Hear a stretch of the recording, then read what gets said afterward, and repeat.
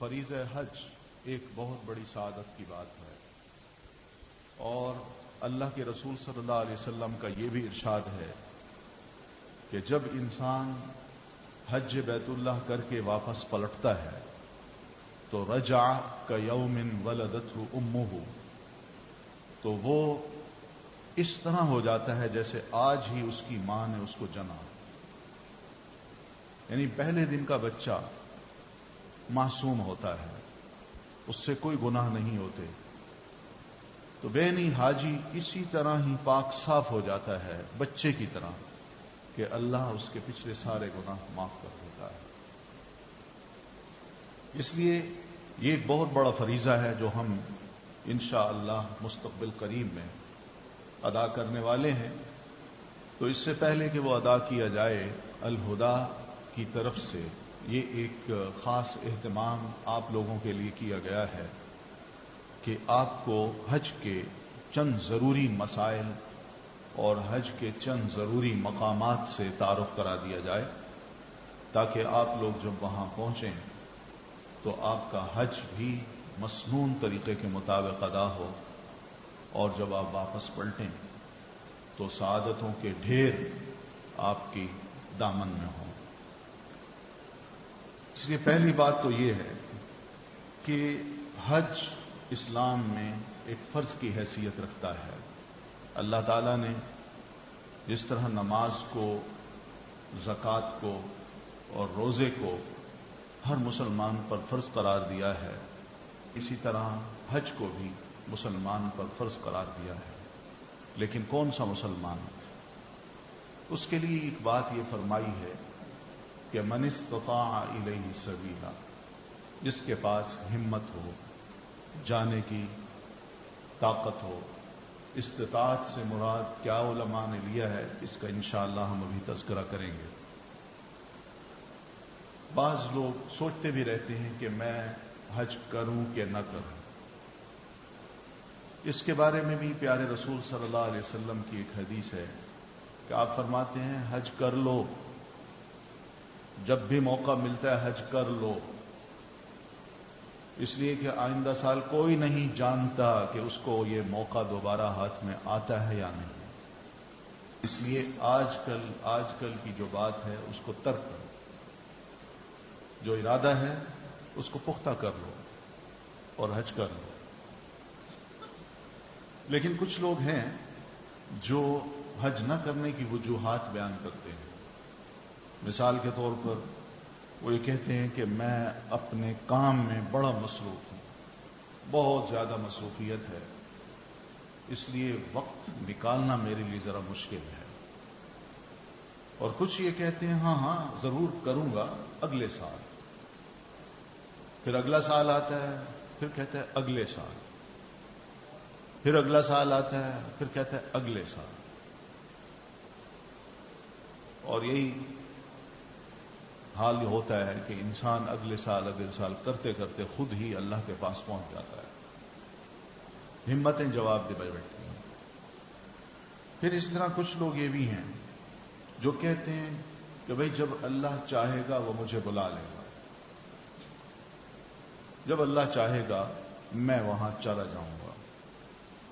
तो इसलिए मैं इस साल तो इरादा नहीं कर सकता, इसलिए कि अल्लाह ने नहीं चाहा। वही है जब बुलाता है इंसान पहुंच जाता है, उसका बुलावा आएगा तो मैं भी चला जाऊंगा। इसी तरह एक माजरत ये भी पेश की जाती है कि मैं बड़ा गुनाहगार हूं, ज़हनी तौर पर अभी मैं तैयार नहीं हूं कि मैं इस किस्म की नेकी को कर सकूं। स्पिरिचुअली जो है मैं अभी बहुत वीक हूं, बहुत कमजोर हूं, इसलिए मैं शायद हज अभी ना करूं। कुछ और हैं जो ये कहते हैं कि ओहो बड़ा वक्त लगता है, बड़ी सख्त गर्मी होती है, या यूं कहते हैं कि ओहो ये बड़ा मुश्किल काम है, ये नहीं हो सकेगा। फिर कुछ ऐसे भी हैं जो कहते हैं कि भाई थोड़ा सा मुझे इंतजार करना है, अभी बच्चे छोटे हैं, बड़े हो जाएं, बच्चियां हैं उनकी शादियां हो जाएं, उसके बाद मैं हज करूंगा, अभी मैं नहीं करता। تو ایسے لوگوں کو اللہ کے رسول صلی اللہ علیہ وسلم نصیحت فرماتے ہیں، او بھلے بندو حج کر لو، اس لیے کہ آئندہ سال کوئی پتہ نہیں کہ تم حج کر بھی سکو گے یا نہیں۔ اس لیے حج کرنے کی سعادت کا مزہ اس وقت زیادہ آتا ہے جب انسان ہمت والا ہو، طاقت والا ہو، جوان ہو۔ یہ واقعی صحیح بات ہے کہ انسان جب وہاں پہنچتا ہے تو اس کو وہ موسم یا وہ ماحول نہیں ملتا جو اس کو اپنے ارد گرد میں، دوسرے ملک میں یا اپنے ارد گرد میں ملتا ہے۔ ہمارے ہاں کم از کم یہ ہے کہ گھر میں ایک ٹھنڈا ماحول ہے، باہر نکلتے ہیں تو پارک ہیں، درخت ہیں، ان میں پھول ہیں، کچھ خوبصورتی ہے۔ لیکن انسان جب مکہ پہنچتا ہے تو وہاں کیا ہے؟ سوائے ان سنگلاخ پہاڑیوں کے جو برف کو جھیل جھیل کے کالی ہو چکی ہے، اور انہی میں ہی خانہ کعبہ ہے جہاں ایک درخت کا پتا نہیں اگتا، جہاں کوئی سایہ نہیں، جہاں کوئی باغات نہیں، جہاں کوئی کشش نہیں کہ ساحل سمندر ہو چلے وہاں جا کے ذرا تھوڑا سا انجوائے کر لیں گے، یا جہاں بڑی بڑی مارکیٹس ہوں، کوئی بڑے بڑے کھیلوں کا مرکز ہو، وہاں تو کچھ نہیں ہے سوائے بیت اللہ کے۔ ایک چھوٹا سا کمرہ ہے جو اللہ تعالیٰ کا گھر کہلاتا ہے، خانہ کعبہ، بس اس کی کشش ہے جو انسان کو وہاں لے جاتی ہے۔ اس لیے پہلی بات تو یہ ذہن میں رکھیے کہ حقیقت یہ ہے کہ جو مسلمان بھی وہاں پہنچتا ہے اس کی نیت یہی ہوتی ہے کہ میں نے بیت اللہ کا حج بیت اللہ کی زیارت کرنی ہے، اور وہ سارے ریچولز بجا لانے ہیں، مناسک جو شریعت نے حج کے ذریعے مجھ پر عائد کی ہے۔ یہ اس میں کوئی شک نہیں کہ ہر حاجی کی نیت یہی ہوتی ہے کہ میں جاؤں، بیت اللہ کی زیارت کروں، وہاں مناسک حج ادا کروں اور بس، اور دعائیں مانگوں۔ لیکن یہ سارے کام کرنے سے پہلے اللہ تعالیٰ کا ہم سے یہ مطالبہ ہے کہ وَلِلَّهِ، یہ سارے کام اللہ کے لیے ہونے چاہیے۔ ٹھیک ہے، آدمی جب گھر سے نکلتا ہے تو وہاں پہنچتا ہے، وہ سارے مناسک حج کے ادا کرتا ہے، یہ ٹھیک ہے، یہ نیت اللہ کے لیے ہے، مگر جب نکل رہا ہے تو اس وقت بھی ذرا اپنی نیتوں کو ٹٹول لے۔ وہ اس طرح ٹٹولے کہ میں حج کرنے تو جا رہا ہوں، کیا اس لیے تو نہیں جا رہا کہ میں اپنے آپ کو بعد میں حاجی کہوں، یا کوئی بڑا آدمی ہے تو وہ اپنے آپ کو الحاج کہنا شروع کر دے، یا میں جب واپس آؤں تو لوگ میرا استقبال جاتے وقت بھی اور آتے وقت بھی ہاروں کے ساتھ کریں، پھول میرے قدموں میں نچھاور کریں، اور لوگوں سے میں مبارکباد وصول کروں۔ یہ ایک چھوٹی سی بات ہے، یہاں پہ للہ کی بات آتی ہے، اللہ ہی کے لیے ہونا چاہیے، لوگوں کے لیے نہیں، اور اس لیے بھی نہیں کہ لوگ مجھے حاجی کہیں، یا اس لیے بھی نہیں کہ لوگ میرا استقبال کریں، اس لیے بھی نہ ہو۔ یہ لفظ وَلِلَّهِ عَلَى النَّاسِ، یہ اس پہ زور ہے۔ تو اس لیے چند اہم باتیں ہیں جو انشاءاللہ ہم کریں گے، اور میں چاہوں گا کہ ان مسائل کا علم آپ کو حضرات کو ہو، تاکہ آپ جب بھی یہاں سے روانہ ہوں تو اللہ تعالیٰ آپ کو یہ توفیق بخشے کہ آپ حج کو مسنون طریقے کے مطابق ادا کر سکیں۔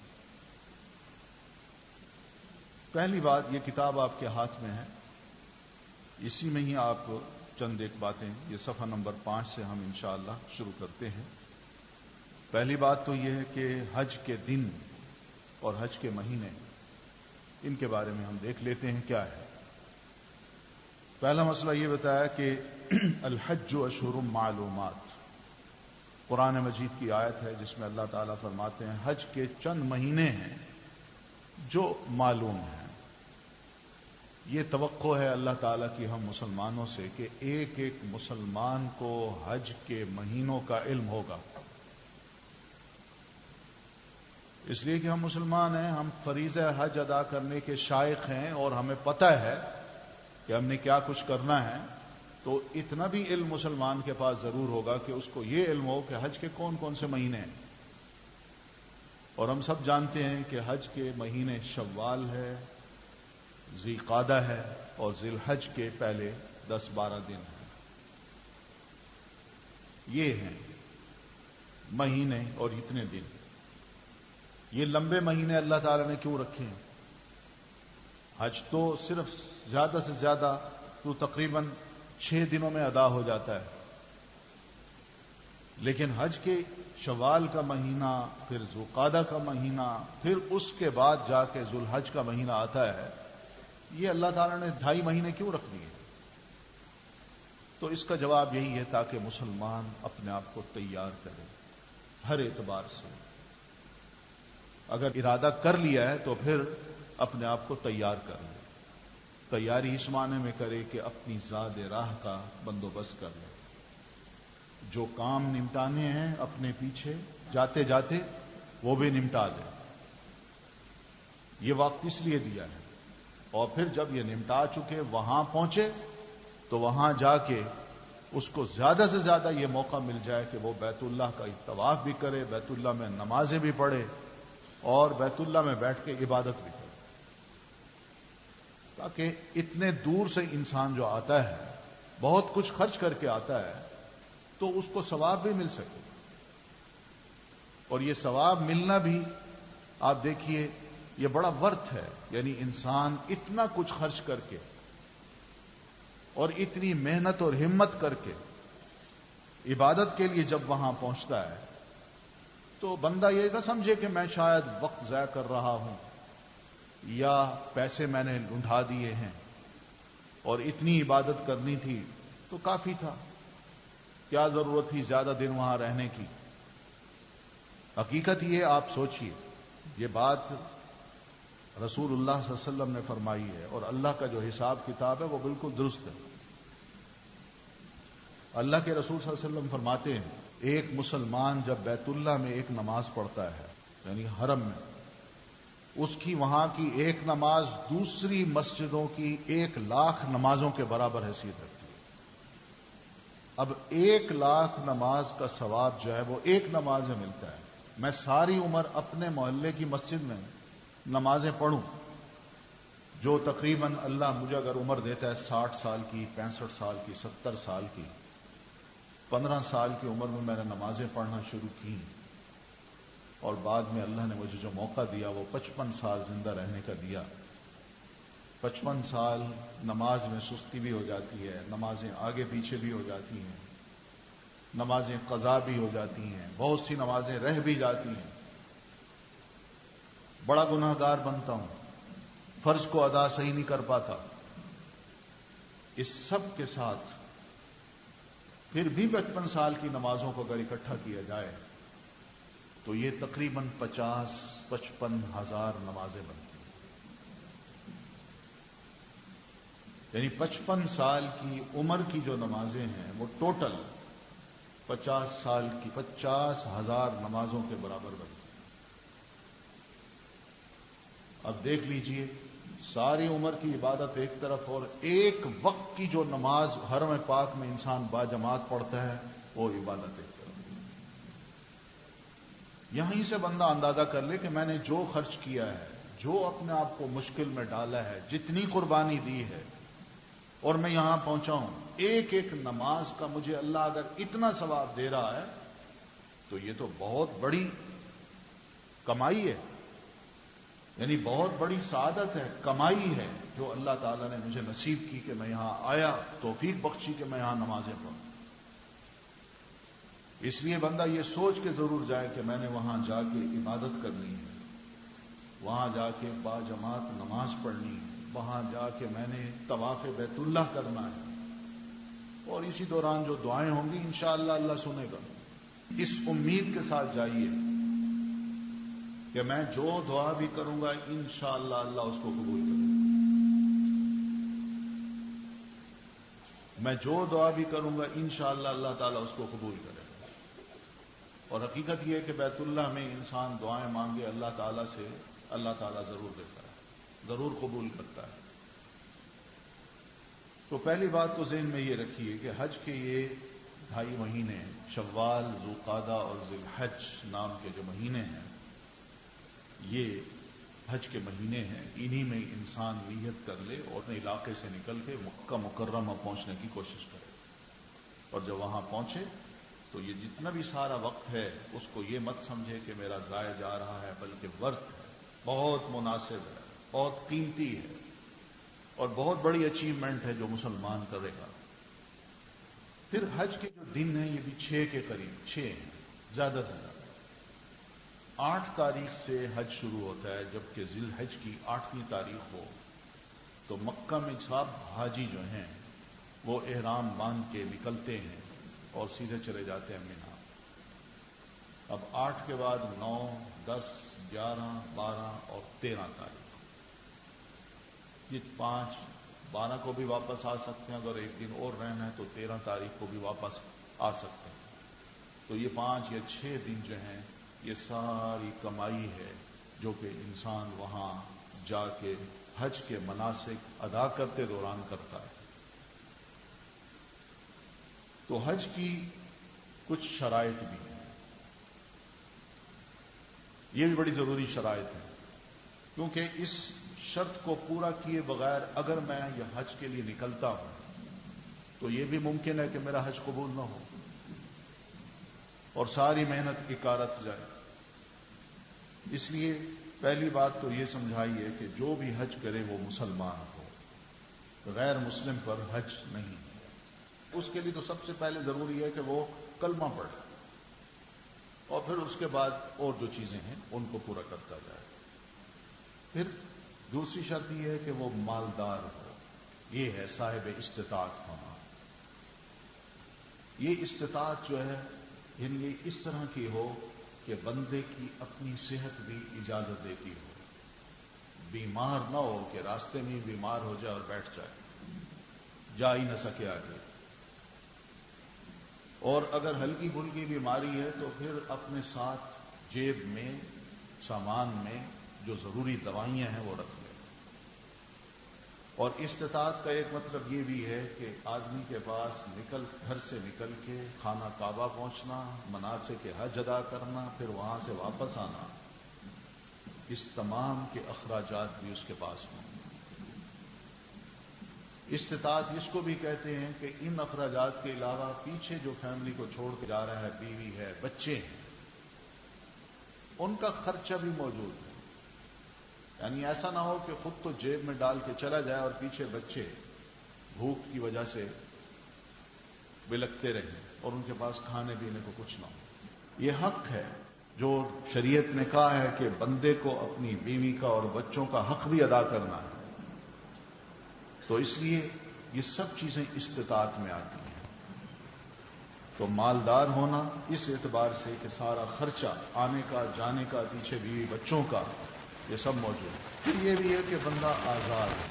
قرآن مجید میں بھی بے شمار ایسے مسائل بتائے گئے کہ جس میں غلاموں کو آزاد کرنے پر مسلمانوں کو اکسایا گیا ہے. تو ایسے اگر کچھ غلام موجود ہیں تو ان پر حج فرض نہیں ہے، کیونکہ وہ اپنے آقا کی اجازت سے حج کر سکتا ہے، بغیر اس کی اجازت کے حج نہیں کر سکتا. لیکن ایک آزاد جو ہے وہ جب چاہے حج کر سکتا ہے، اس لیے کہ اس پر کوئی پابندی ایسی نہیں ہے. پھر حج کی شرطوں میں ایک شرط یہ ہے کہ عاقل یعنی عقل مند انسان ہو، مجنون نہ ہو، ہوش میں ہو، اس کو پتا ہو کہ میں کیا کرنے جا رہا ہوں. بالغ بھی انسان ہو، اس لیے کہ بالغ پر یہ فرض عائد ہوتا ہے نہ کہ نابالغ پر.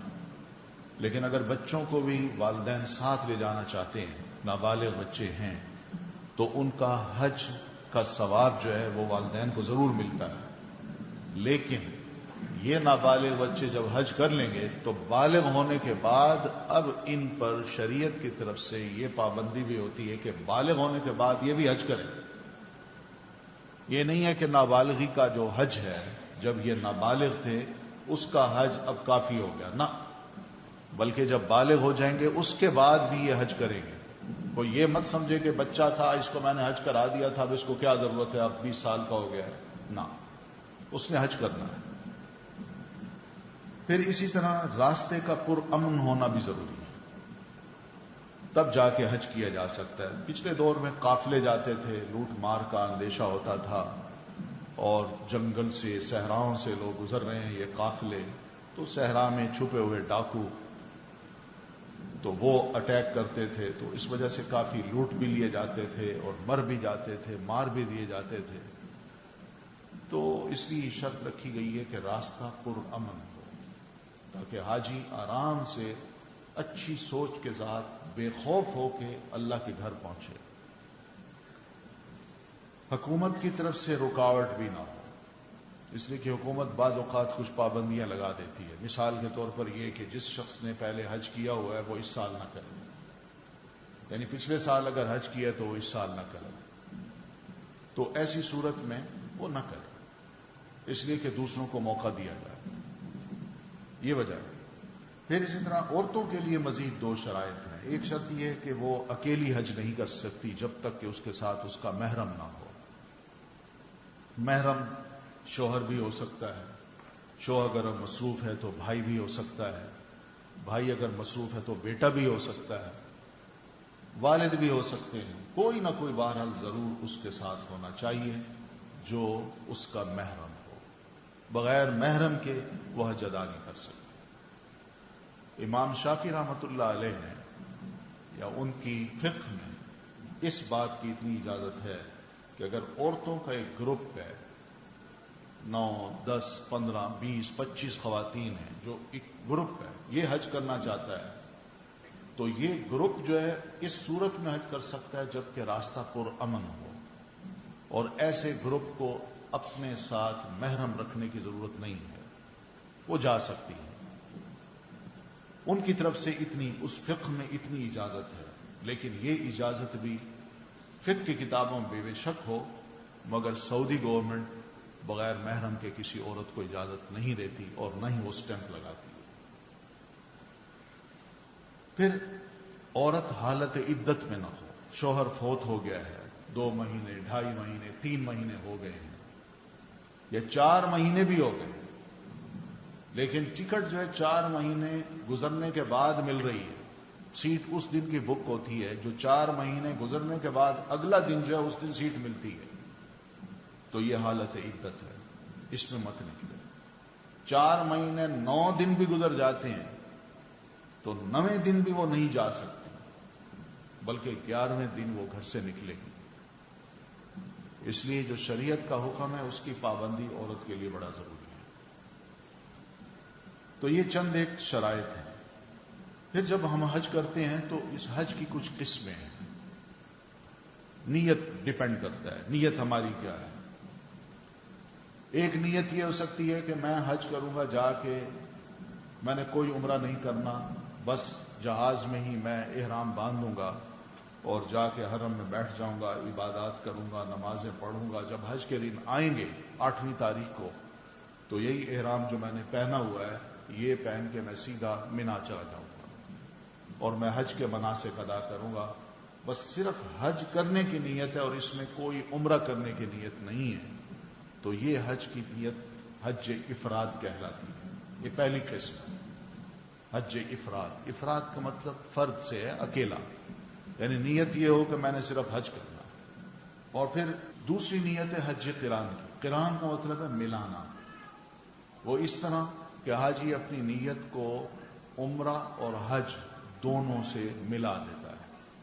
مثلا وہ یہ کہتا ہے کہ میں جاؤں گا جہاز سے ہی، جو احرام باندھوں گا میری نیت یہ ہوگی کہ پہلے جا کے میں نے عمرہ کرنا ہے اور عمرے کے بعد میں احرام نہیں کھولوں گا، اور یہ کنٹینیو رہے گا، جاری رہے گا، کب تک؟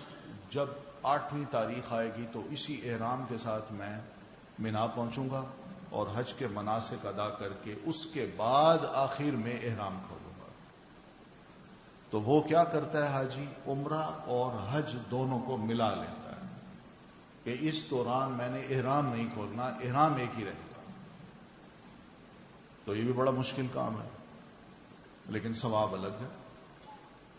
تو یہ نیت بھی حج قران کہلاتی ہے۔ ایک اور نیت ہے جس کو حج تمتع کہتے ہیں۔ تمتع اس کا مطلب ہے فائدہ اٹھانا. وہ فائدہ کیا ہے کہ انسان یہ نیت کرتا ہے کہ میں احرام باندھ رہا ہوں اور میقات کراس کر کے جب مکہ پہنچوں گا تو سب سے پہلے میں عمرہ کروں گا اور عمرہ کرنے کے بعد احرام میں اپنا کھول دوں گا اور اپنے آپ کو وہاں اس طرح رکھوں گا جیسے میں اپنے گھر میں رہتا ہوں. اور پھر اس کے بعد جب 8ویں تاریخ آئے گی تو اپنے گھر سے ہی اپنے ہوٹل سے ہی اپنا احرام باندھ کے میں مینا چلا جاؤں. تو یہ درمیان میں جو احرام کھولنے کا فائدہ ہوتا ہے اس وجہ سے اس کو حج تمتع کہتے ہیں. تو یہ 3 نیتیں ہیں. تینوں حج ویلڈ ہیں, تینوں حج کی نیتیں کی جا سکتی ہیں, مگر اللہ کے رسول صلی اللہ علیہ وسلم نے جو روایات جس کی تائید کرتی ہیں وہ یہ ہے کہ اللہ کے رسول صلی اللہ علیہ وسلم نے حج تمتع کیا ہے. آپ تشریف لے گئے, آپ نے عمرہ کیا, احرام کھول دیا, آپ کی ازواج مطہرات آپ کے ساتھ ہیں, اور پھر اس کے بعد جب 8ویں تاریخ آئی آپ نے پھر احرام باندھا اور آپ مینا تشریف لے گئے, حج کے تمام مناسک ادا کیے اور اس کے بعد احرام کھولا. تو یہ درمیان میں جو وقت ملتا ہے انسان کو آزاد ہونے کا اور اس میں بالکل وہ ایسے ہی رہتا ہے جیسے اپنے گھر میں رہتا ہے, تو اس کو کہتے ہیں حج تمتع. تو یہ نیتیں جو ہیں یہ کی جا سکتی ہیں. حج کے جو ارکان ہیں یہ بھی سمجھ لیجیے. رکن کہتے ہیں پلر کو, اور پلر پہ ہی عمارت کھڑی ہوتی ہے, اور یہ پلر اگر کوئی ایک نہ ہو تو یا تو دم آتا ہے یا حج ختم ہوتا ہے. یعنی حج کرنے کا ثواب نہیں ملتا, حج کو اس نے جاری رکھنا ہے, وہ کرتا رہے, اور لیکن اگلے سال اس نے پورا حج کرنا ہوگا پھر دوبارہ. وہ کیا ہے؟ پہلی بات ہے احرام کی, بغیر احرام باندھے میقات کو کراس نہ کرے. اگر اس نے کراس کر لیا ہے تو واپس پلٹے,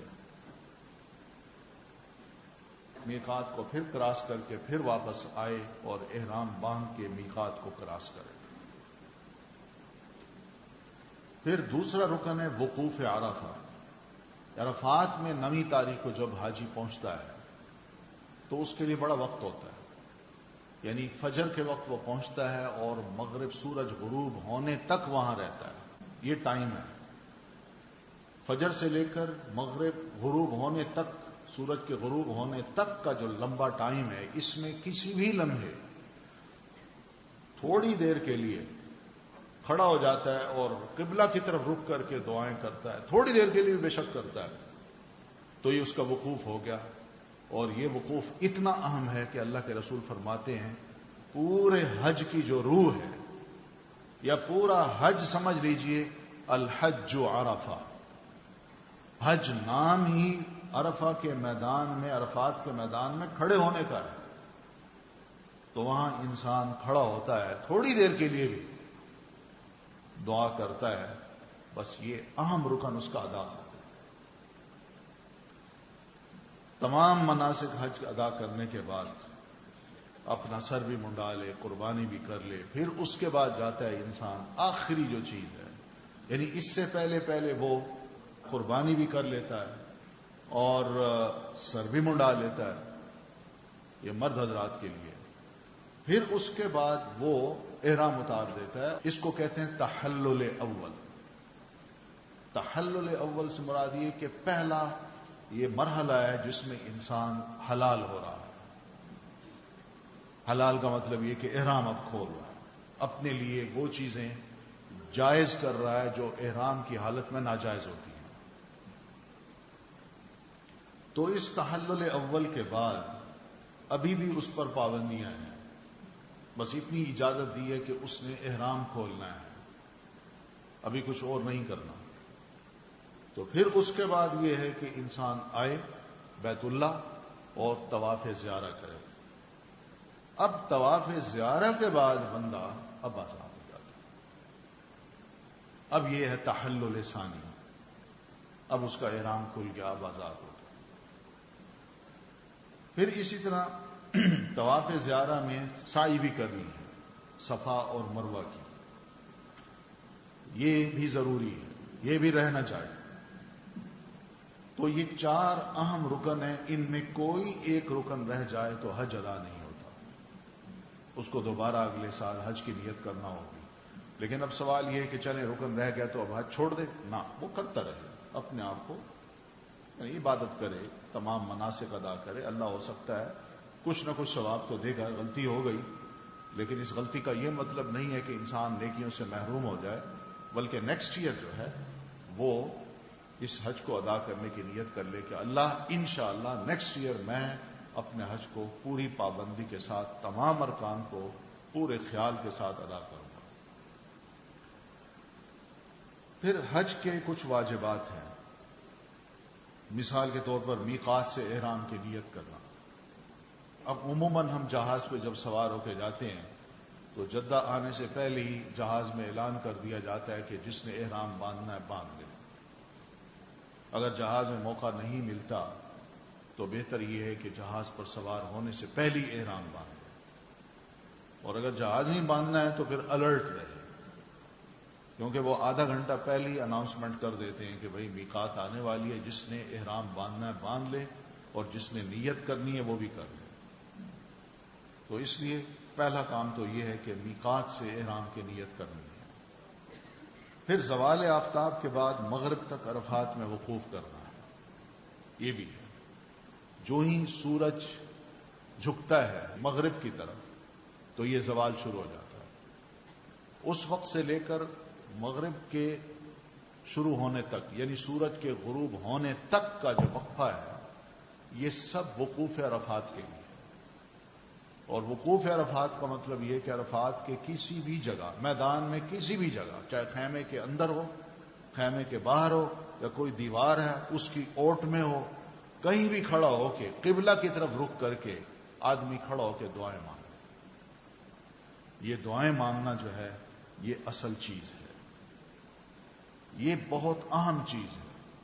اس کے بارے میں حدیث میں یہ آتا ہے کہ اللہ کے رسول صلی اللہ علیہ وسلم فرماتے ہیں کہ حاجی جب میدان عرفات میں وقوف کرتا ہے تو اس وقت شیطان کی یہ حالت ہوتی ہے کہ وہ مٹی اٹھا کے اپنے سر پہ ڈالتا ہے اور ہائے وائے کرتا ہے، کہتا ہے یہ جو لوگ کھڑے ہیں نا میدان میں نے ان پر بڑی محنت کی ہے، بڑی محنت کی تھی، ان سے بڑے غلط کام کروائے تھے، بہت گناہ کروائے تھے، لیکن یہ یہاں آ کے آج اپنے سارے گناہ معاف کرا چکا ہے، اس لیے مجھے افسوس ہے اس بات کا۔ یہ نبی علیہ الصلوۃ والتسلیم کا ارشاد ہے۔ اس لیے اس موقع کو ہم نے جانے نہیں دینا۔ حدیث میں یہ بھی آتا ہے، اللہ کے رسول صلی اللہ علیہ وسلم فرماتے ہیں میدان عرفات میں جب لوگ اکٹھے ہوتے ہیں، وقوف کر رہے ہوتے ہیں، تو اوپر اللہ تعالیٰ بھی اس سارے منظر کو دیکھ رہا ہوتا ہے اور اسے پتہ ہے بندے کون ہیں، کیا کرنے آئے ہیں، لیکن بندوں کی اس حیثیت کو اور ان کے اس مقام کو فرشتوں میں اللہ تعالیٰ یوں متعارف کراتا ہے۔ فرشتوں سے اللہ پوچھتا ہے یہ کون ہے؟ وہ عرض کرتے ہیں اللہ یہ حاجی ہے۔ یہ کیا کرنے آئے ہیں؟ کہ اللہ اس میدان میں اکٹھے ہوئے ہیں اور تجھ سے دعا کرنا چاہتے ہیں، تجھ سے مانگنا چاہتے ہیں کہ اللہ تو ہمارے گناہ معاف کر دے۔ تو اللہ تعالیٰ فرماتے ہیں اچھا چلو ٹھیک ہے، فرشتوں تم گواہ رہو، جتنے بھی حاجی اس میدان میں کھڑے ہیں میں ان سب کے گناہ معاف کرتا ہوں۔ تو اس وجہ سے یہ بہت بڑا کام ہے، بہت بڑا کام ہے۔ تو یہ وقوف جو ہے یہ کرنے کا بڑا ثواب ہے۔ بعض اسلاف میں تو یہ بات ملتی ہے کہ وہ اتنا لمبا وقوف کرتے تھے، اتنی لمبی دعائیں کریں، تو بات یہ بھی ہے نا ہمیں دعائیں مانگنا نہیں آتا، جس کو کہتے ہیں نا صحیح منگتا، ہم منگتے نہیں ہیں، ہمیں مانگنے نہیں آتا، ہمیں پتہ نہیں ہے ہم نے دعائیں کیا کرنی ہے۔ کچھ مانگنا، انسان فقیر ہو، محتاج ہو، اس کو پتہ ہو کہ دکھ، بھوک، افلاس، مشکلات وہ کیا کیا ہیں، تو وہ اپنی ان تمام مشکلات کو اور دکھوں کو اپنے ذہن میں رکھ کے ایک امیر کے سامنے روتا ہے اور کہتا ہے مجھے کچھ دو، خدا کے لیے مجھے دو کچھ، میرے بچے بھوکے ہیں، بیمار ہیں، اور فلاں بیمار ہے، اس کا میں علاج کرانے جاتا ہوں، ساری دولت میری لگ گئی ہے مگر میرے پاس سرمایہ نہیں ہے، مر جائے گا بچہ، پلیز میرے ساتھ تعاون کرو۔ کس طرح انسان اپنا دکھڑا دوسرے کے آگے پیش کرتا ہے، مگر حقیقت یہ ہے کہ ہم اپنے دکھڑوں کو رب کے آگے پیش کرنا نہیں جانتے.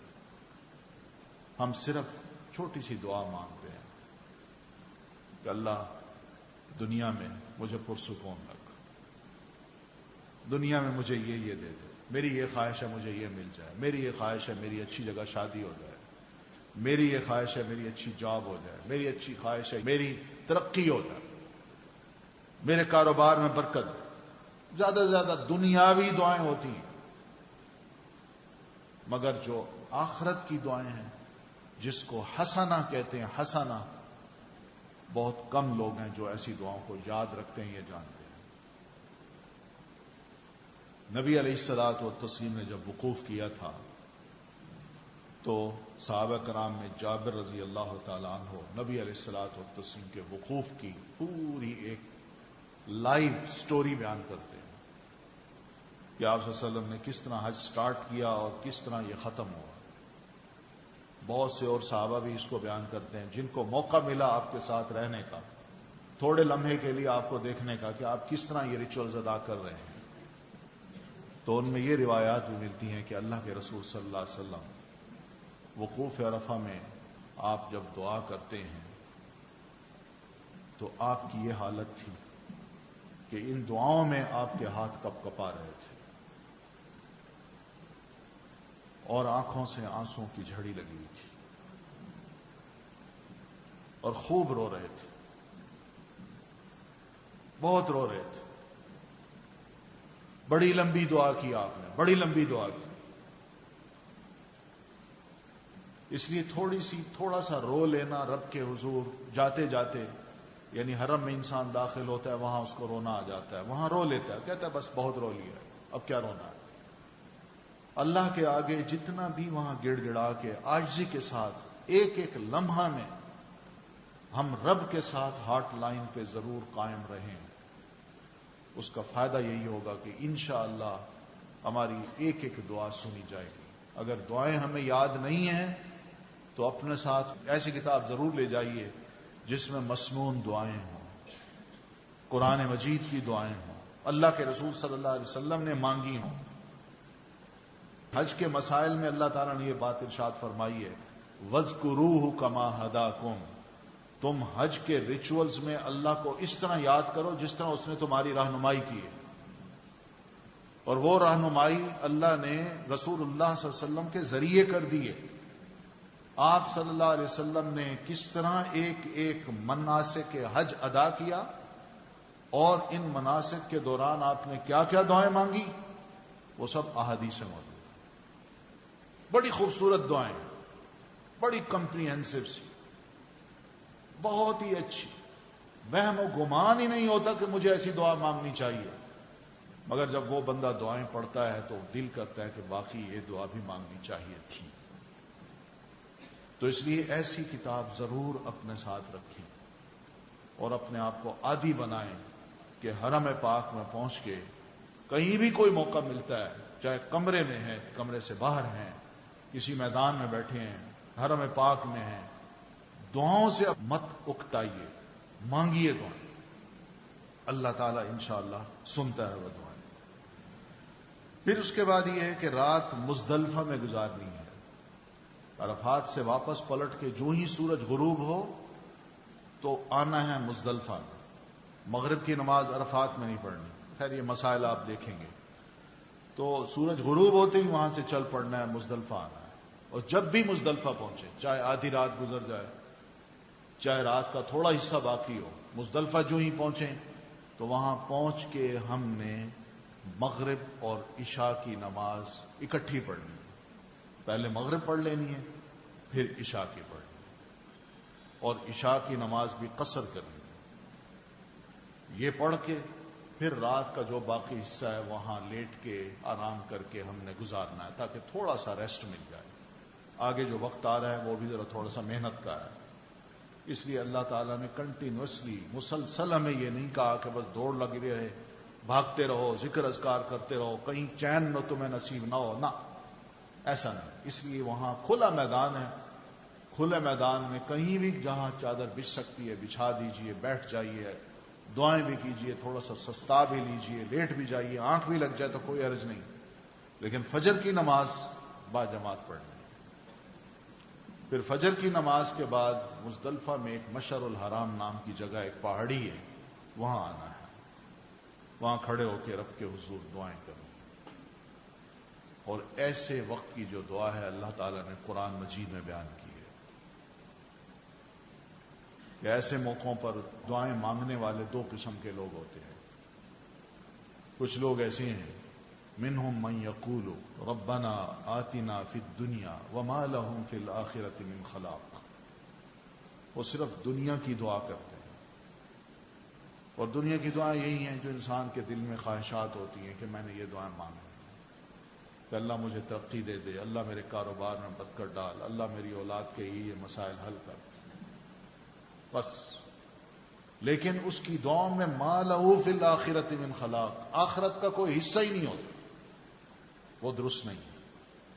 ومنہم، اور ان حاجیوں میں کچھ حاجی ایسے بھی ہوتے ہیں، من یقول ربنا آتنا فی الدنیا حسنہ وفی الآخرۃ حسنہ وقنا عذاب النار، کہ اللہ دنیا میں بھی ہمیں حسنہ عطا کر۔ حسنہ کس کو کہتے ہیں؟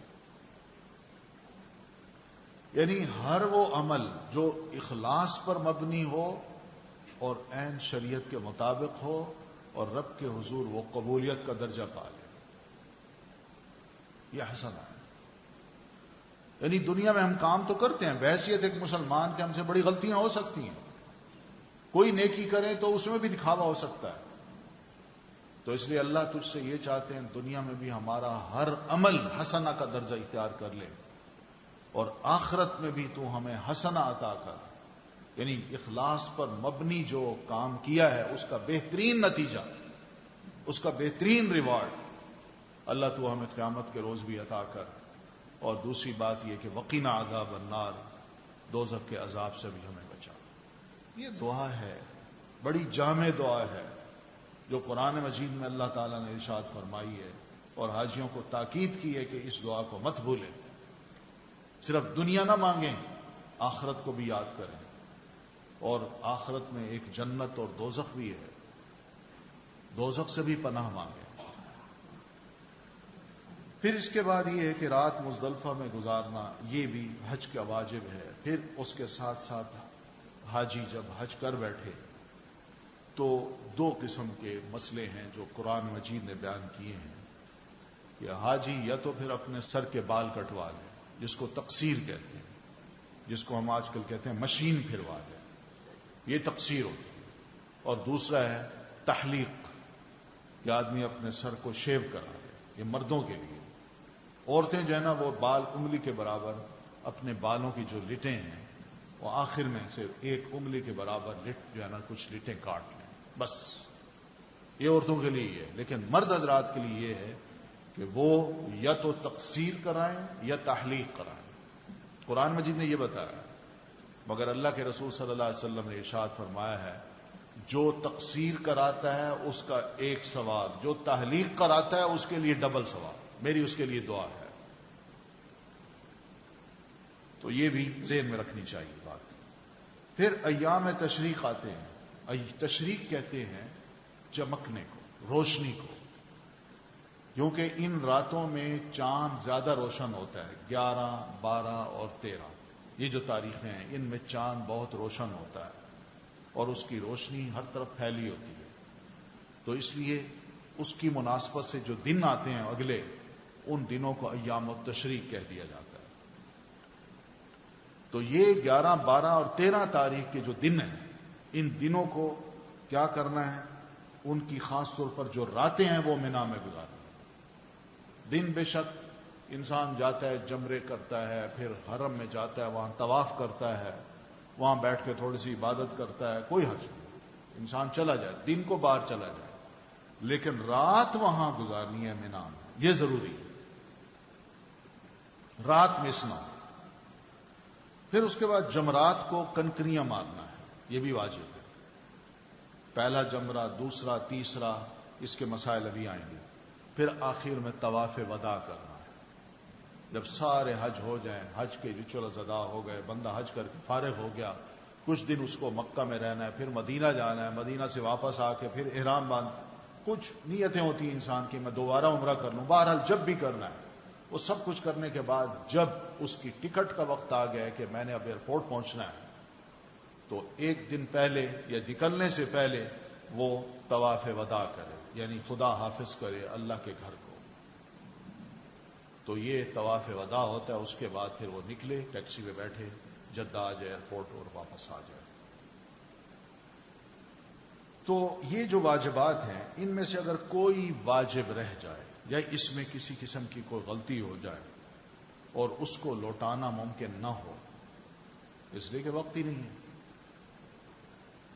یا مشکل ہے، تو ایسی صورت میں وہ دم یا فدیہ دے سکتا ہے. دم کا مطلب یہ کہ قربانی وہیں کروا لے، یا فدیہ یہی ہے کہ اسی دم قربانی کی جو قیمت ہے وہ اللہ کی راہ میں خرچ کر دے. حاجی جب نکلتا ہے اپنے گھر سے تو اس کے لیے چند اہم ہدایات ہیں جو اس کتاب میں لکھی گئی ہیں. پہلی بات یہ کہ اپنی نیت اللہ رب العالمین کے لیے خالص کر لے. قرض اگر ذمہ ہو تو اس کو ادا کر دے، یہ ضروری ہے، اس لیے کہ جب تک قرض ادا نہیں ہوتا اس پر حج واجب نہیں ہے، فرض نہیں ہے. پہلے فرض یہی ہے کہ وہ قرض ادا کرے. تو اگر قسطوں میں وہ قرض ادا کر رہا ہے تو ٹھیک ہے، اور اس کے پاس پھر بھی اتنی سخت ہے کہ وہ جا سکتا ہے تو ٹھیک ہے، پھر چلا جائے. لیکن نہ قرض ادا کر رہا ہے اور جو مانگنے والا ہے وہ مانگتا ہے اور یہ دے بھی سکتا ہے مگر نہیں دے رہا، میں کہتا ہے میں حج کروں گا، تو ایسی صورت میں اس کے لیے پہلی فرض یہی ہے کہ وہ اپنا قرض ادا کرے. پھر یہ ہے کہ کوئی اگر خاص کوئی کام ہے، خاص باتیں ہیں، مثال کے طور پر بینک میں کچھ پیسے پڑے ہیں، سونا پڑا ہے، اسی طرح کچھ جائیداد ہے، وہ سب پڑی ہے، حاجی جا رہا ہے، اس کو یہ خیال آتا ہے پتہ نہیں میں زندہ واپس آتا ہوں کہ نہیں آتا، کیونکہ پتہ نہیں ہوتا نا، انسان کا کوئی پتہ نہیں، سفر میں جاتا ہے کوئی پتہ نہیں واپس آتا بھی ہے کہ.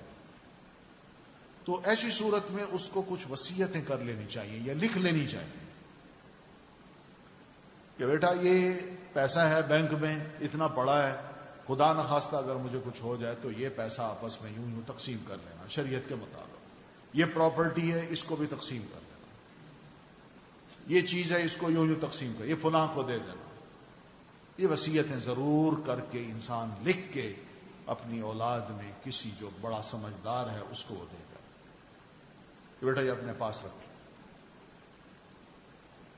کیونکہ یہ چیزیں جب ذہن میں ہوگی نا تو انسان کو آخرت بھی یاد آئے گی، کچھ خیال بھی آئے گا کہ واقعی بھائی میں اب جا رہا ہوں، پتہ نہیں اللہ سے مانگ تو لوں کچھ، ورنہ یہ چیزیں ذہن میں نہ ہو تو کہتے ہیں بس میں کل آ رہا ہوں، کیا ضرورت ہے لکھنے کی، اور وہ کل نہیں آ پاتا، لکھتا بھی نہیں ہے، تو اس کا نتیجہ یہ ہوتا ہے کہ اولاد میں مقدمے بازی شروع ہو جاتی ہے، وہ آپس میں لڑتے ہیں، بھائی جو تھے آپس میں وہ دشمن بن جاتے ہیں. تو اس لیے یہ چیزیں بڑی ضروری ہیں، انسان کو موت بھی یاد دلاتے ہیں اور پھر اس کے ساتھ ساتھ آخرت بھی، اور یہ بھی یاد دلاتے ہیں کہ بھئی یہاں ہمیشہ نہیں رہنا، عارضی زندگی. پھر اس کے بعد یہ بھی ہے کہ مصارف حج جو ہیں، یعنی حج میں جو کچھ بھی میں خرچہ کرنا جا رہا ہوں، یہ یقین کر لیں یا جائزہ لے لیں کہ کیا یہ حلال رقم ہے یا خدا نخواستہ حرام تو اس میں شامل نہیں ہے، کوئی لوٹا ہوا مال تو نہیں ہے، جھوٹ سے کمایا ہوا مال تو نہیں ہے. یہ ذرا تھوڑا سا اس کو حلال کر کے انسان نکلے، اس کے بغیر نہ نکلے.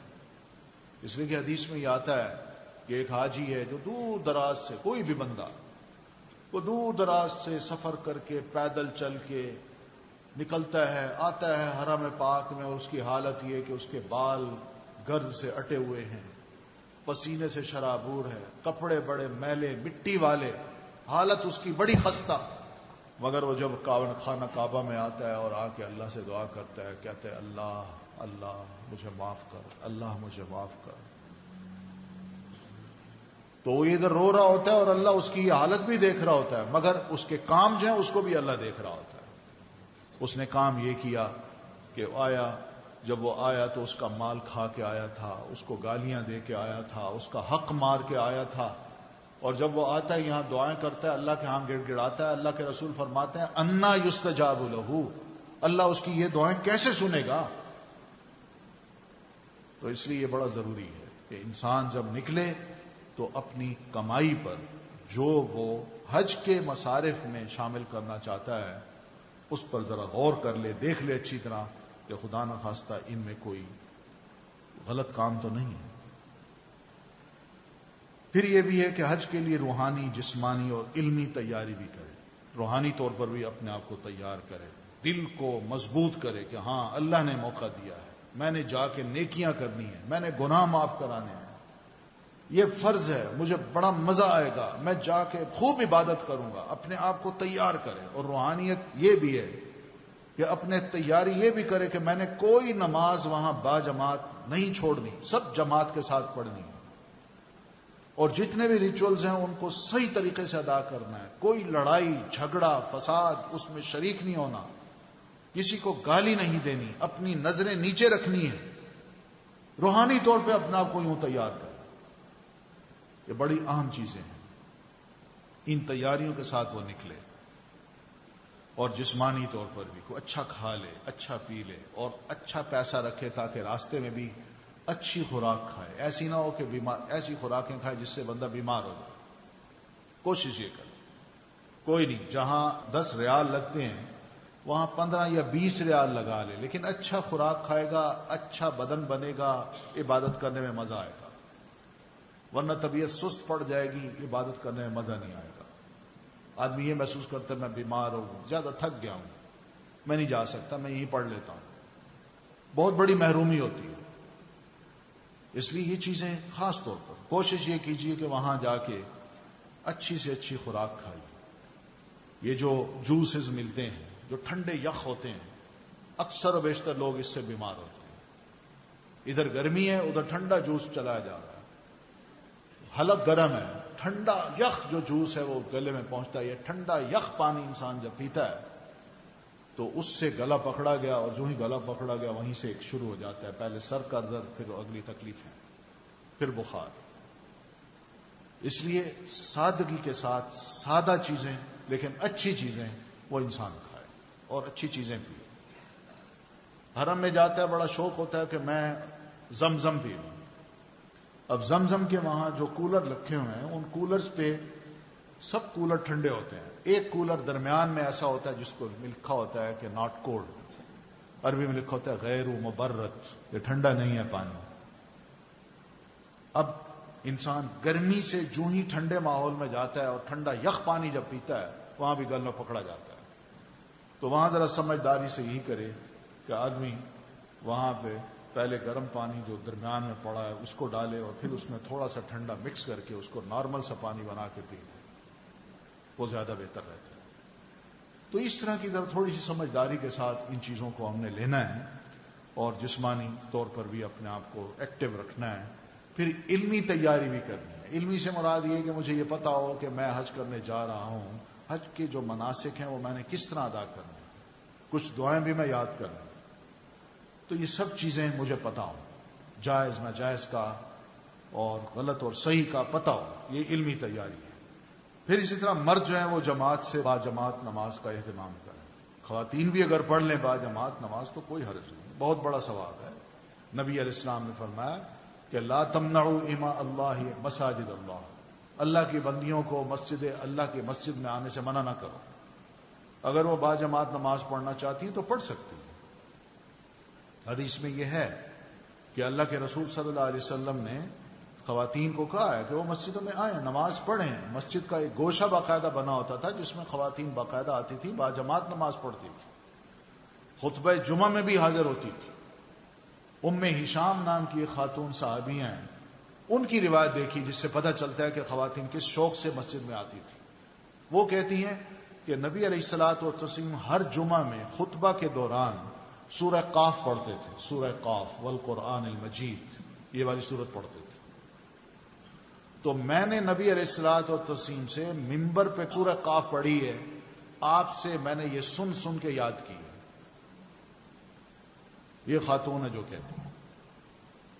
تو تو اس لیے حرم پاک میں اگر خاتون جاتی ہے تو بہت اچھا ہے، اس کا بھی بڑا ثواب ہے۔ یہ بھی یاد رکھیے حرم پاک میں کی گئی ایک نیکی کا جس طرح 1,00,000 کے برابر ثواب ملتا ہے، اسی طرح خدا نخواستہ وہاں کی گئی کوئی ایک برائی، اس کا بھی پھر اتنا ہی گناہ ملے گا۔ یہ دونوں چیزیں، دونوں پہلو ہمارے سامنے ہونے چاہیے۔ اس لیے وہاں یہ بڑی اہم بات ہے کہ حاجی مسجد حرم میں آتے جاتے مناسک ادا کرتے آتے جاتے اپنی نظروں کو ضرور نیچے رکھے، کیونکہ خواتین آ رہی ہیں جا رہی ہیں، کسی کے چہرے پر چہرہ کھلا ہے تو بار بار جو نظریں اٹھتی ہیں، ایک بار تو معاف ہے لیکن بار بار جب اٹھتی ہیں تو آپ فرماتے ہیں پہلی نظر تو معاف ہے لیکن دوسری نظر اللہ نے معاف نہیں کرنی، وہ گناہ ہو جائے گا۔ اس لیے وہاں یہ بڑی ضروری ہے، خواتین بھی اپنے نظروں کو نیچے رکھیں اور مرد حضرات بھی اپنی نظروں کو نیچے رکھیں۔ پھر اسی دوران تلاوت قرآن پاک بھی کریں اور اچھی کتابیں جو اپنے ساتھ ہیں مسائل کی، حج کے مسائل کی، اس کا بھی مطالعہ کریں، دعائیں بھی یاد کریں۔ تو یہ چند ایک بڑی ضروری چیزیں ہیں، یہ ساتھ اسی کے بارے میں قرآن میں فرمایا وَتَزَوَّدُوا وَتَزَوَّدُوا فَإِنَّ خَيْرَ الزَّادِ التَّقْوَىٰ۔ مسلمانوں حج کے لیے جب نکلو تو اپنے ساتھ زاد راہ بھی لے کے چلا کرو، یہ زاد راہ یہی ہے، یہ زاد راہ یہی ہے کہ علمی طور پر، جسمانی طور پر اور اس کے ساتھ ساتھ روحانی طور پر مسلمان اپنے آپ کو تیار کر کے جائے، یہ زاد راہ ہے۔ اس کا فائدہ کیا ہوگا؟ فائدہ یہ ہوگا کہ انسان جو ہے اپنے جسم کو کھپاتا ہے، پیسہ خرچ کرتا ہے اور پھر اچھی خوراک کھاتا ہے، تو وہاں عبادت جب کرتا ہے اس میں ایک لگن ہوتی ہے اور یہ لگن دل میں ہوتی ہے اور اس لگن کے ساتھ دل میں تقوی پیدا ہوتا ہے، اور یہی وہ اچیومنٹ ہے جو انسان پورے حج میں حاصل کرتا ہے۔ اس لیے آخر میں فرمایا فَإِنَّ خَيْرَ الزَّادِ التَّقْوَىٰ، بہترین زاد راہ کیا ہے؟ تقوی۔ خدا خوفی کے مرحلہ اس پورے حج کے مناسب میں کہیں بھی بھولنے نہ پائے، کوشش یہ کرے کہ خدا خوفی ساتھ ساتھ رہے، ساتھ ساتھ رہے۔ پھر اسی طرح سفر حج کے لیے کوئی ضروری چیزیں بھی ہیں جو ہمارے ساتھ ہونی چاہیے۔ الحمدللہ آپ سب لوگ جانے ہیں کہ کیا کیا لے جانا ہے۔ مثال کے طور پر احرام، سامان، جو ضروری چیزیں ہیں وہ انسان ساتھ لے جائے، وہاں بڑی گرمی ہوتی ہے، چھتری اپنے ساتھ رکھ لے۔ پھر اس کے بعد جو سامان ہے اس میں پاسپورٹ ہے، کچھ رقم ہے، یہ چیزیں جو ہے نا ان کو بھی دھیان سے رکھے، سمجھداری کے ساتھ۔ پاسپورٹ کو ضروری نہیں ہے کہ حرم میں ہر وقت لے جائے، بلکہ ایسا پاسپورٹ جو ہے نا کہیں جمع کرا دے۔ اکثر و بیشتر ہمارے جب حاجی جاتے ہیں تو معلم پاسپورٹ کو اپنے پاس رکھ لیتے ہیں، تو وہ ٹھیک ہے، وہ گھبرانے کی بات نہیں۔ جب آپ واپس پہنچیں گے تو وہ معلم وہ پاسپورٹ آپ کے ہاتھ میں دے دے گا، اس میں گھبرانے کی بات نہیں۔ لیکن جہاں تک پیسوں کی بات ہے، اپنے پاس پورا پیسہ نہ رکھے، بلکہ اس کو ڈیوائڈ کر دے، کچھ اپنے پاس رکھ لے، کچھ بیوی کو دے دے، کچھ بچوں کو دے دے۔ خدا نخواستہ اگر ایک کے پیسے چوری ہوتے ہیں تو دوسرے کم از کم موجود تو ہے نا، تو اس وجہ سے یہ چیزیں ضروری ہیں۔ کچھ بیماری تکلیف ہے تو اس کی دوائی بھی اپنے ساتھ رکھ لے، ایسی دوائیوں کے لے جانے کی اجازت ہے، اپنے ساتھ رکھ لے تاکہ ضرورت کے وقت اس کو کھایا جا سکے۔ یہ ضروری چیزیں ہیں سمجھداری کے ساتھ۔ پھر اس کے بعد یہ بھی ہے کہ احرام جو ہے وہ بھی اگر میلا ہو گیا تو ایک دوسرا احرام بھی اپنے ساتھ رکھ لے، نہا کے وہ تبدیل کر سکتا ہے، احرام تبدیل ہو سکتا ہے، خواتین بھی اپنے احرام کو تبدیل کر سکتی ہیں۔ تو یہ ساتھ ساتھ ضرورت کی چیزیں ضرور ہوں، تو ان چیزوں کو اپنے ساتھ رکھیں۔ پھر قرآن مجید کی کتاب، قرآن مجید ہے، اگر وہ نہیں ہے تو آج کل ہمارے پاس ماشاءاللہ ٹیلی فون ہیں، ڈیوائسز ہیں مختلف قسم کی، اسی میں ہی قرآن مجید کو فیڈ کر دیجئے تاکہ وہاں جائیں تو دعائیں بھی اسی میں ڈال دیجئے، تاکہ وہاں جائیں تو بس اسی کو کھولیں اور قرآن مجید بھی پڑھیں، جب دعائیں کرنی ہے تو ان دعاؤں کے چیپٹر کو کھول لیں، فائل کو کھول لیں اور اسی کو پڑھیں۔ یہ بھی طریقہ ہو سکتا ہے، ورنہ یہ کتابیں ہیں ان کو بھی اپنے ساتھ رکھ لیں۔ پھر اسی طرح پرس میں نوٹ بک بھی ہو، قلم بھی ہو، کوئی تسبیح بھی رکھ لے انسان، سفری جائے نماز بھی اپنے ساتھ رکھ لے، نیل کٹر بھی رکھ لے، چھوٹی قینچی بھی ضرور رکھ لے، کیونکہ وہاں جب بال کاٹنے پڑتے ہیں خواتین کو تو وہ انتظار کرتی ہیں کسی میں کینچی لے لوں۔ تو یہ بہتر یہ ہے کہ اپنے پاس یہ چیز ہو، اپنا کام کر لے، پھر وہ بے شک کسی کو دے دے، اپنا کام کر لے۔ تو بہرحال یہ چند چیزیں ہیں جو اپنے ساتھ رکھے۔ پھر ذاتی استعمال کے لیے چند جوڑے بھی رکھ سکتا ہے، چپل بھی ہو۔ آج کل تو ماشاءاللہ ہمارے ہاں پاکستان میں یہ جب حاجی پہنچتے ہیں حاجی کیمپ میں، پنڈی میں یا کراچی میں یا لاہور میں، تو حاجی کیمپ کے باہر ہی کر کے دکانیں اب بنا دی گئی ہیں۔ ان دکانوں میں بڑی خوبصورت سی چپل اب وہ یعنی بن گئی ہے، تو اس کا ایک سٹریپ اوپر ہے اور ایک پیچھے سے، باقی سب چپل ننگی ہے۔ تو وہ چپل جو ہے بڑی مناسب رہتی ہے کہ وہ آدمی مرد حضرات اس چپل کو استعمال کریں، کیونکہ یہ جو دوسری چپل ہے جو انگوٹھے میں پھنس جاتی ہے 2 انگلیوں میں، یہ عادت جب نہ ہو تو یہ زخم بھی کر دیتی ہے، 2 انگلیوں کے درمیان پاؤں زخمی بھی ہو جاتے ہیں اور پھر آدمی تھک بھی جاتا ہے، چل نہیں سکتا۔ تو اس لیے ایسی چپلیں جس سے یوز ٹو نہ ہے، بندہ نہیں ہے، تو اس کو نہ لے۔ ہاں ایسی چپل لے کے آدمی اپنے آپ کو روانگی سے پہلے تیار کر لے، یعنی اس کا عادی بن جائے، اس کو پہن لے، یہیں پر پہن لے، تو پھر اس کے بعد جب اس چپل کو وہاں لے جائے گا تو اس کے لیے چلنا اٹھنا بیٹھنا آنا جانا تھکاوٹ کا باعث نہیں بنے گا اور نہ ہی کوئی تکلیف ہوگی۔ یہ کام بھی پہلے ہو جانا چاہیے۔ پھر اسی طرح سوئی دھاگا ہے، بٹن ہے، چھتری ہے، اینک وغیرہ، یہ جو استعمال کی عام چیزیں ہیں وہ بندہ اپنے ساتھ رکھ لے۔ پھر اسی طرح جوتے رکھنے کے لیے کپڑے کا ایک بنا ہوا الگ تھیلا بھی ہو۔ اب وہاں تھیلے بھی ہوتے ہیں، حرم پاک میں داخل ہوں تو وہاں درمیان میں ہی دونوں دروازوں کے ادھر جو پلرز ہیں ان پلرز پہ انہوں نے تھیلوں کا پورا ایک یعنی ایک رول سا لگایا ہوتا ہے پلاسٹک کے، تو انسان چلتا ہے اس کو کھینچتا ہے، ایک تھیلا اس کو مل جاتا ہے، اس میں جوتی ڈالتا ہے اور پھر اس کے بعد یعنی حرم میں بیٹھتا ہے یا طواف کرتا ہے، عبادت کرتا ہے، اس کی سہولتیں انہوں نے وہاں مہیا کر دی۔